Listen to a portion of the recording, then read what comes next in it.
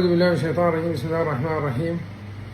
والله نعزي أهلنا وأخواننا في المغرب العربي، في المغرب بالذات وفي مراكش وفي المناطق اللي أصابها الزلزال.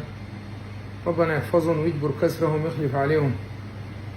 وسبحان الله الزلزال ده ورانا عبر يعني من حصل الزلزال ده ربنا ابتلاهم بزلزال هناك.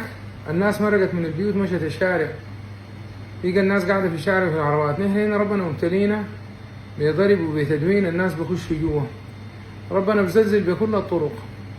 سبحان الله لما حصل الزلزال كان في ناس في مول وكده، رغم ان المول بيكون فيه عوائل، الناس كلها جرت على الباب. لا في زول سأل من طفل، لا في زول سأل من لا في زول سأل من أب، لا كل زول نفسي نفسي. وده بوريك انه الدنيا دي كده تذكرة ليوم الآخرة، يوم يفر المرء من أخيه وأمه وأبيه وصاحبته وبنيه. في اللحظة دي أي زول جنى، كل زول في نفسه.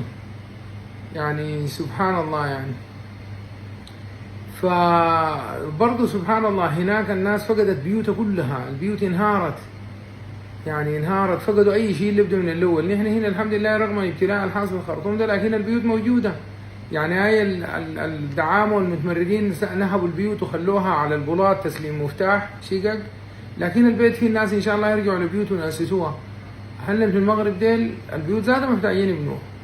فعبرة كبيرة نسأل الله إنه يرحمنا ويعاملنا بالعفو والإحسان لينا وليهم ولكل المسلمين. الحمد لله رب العالمين.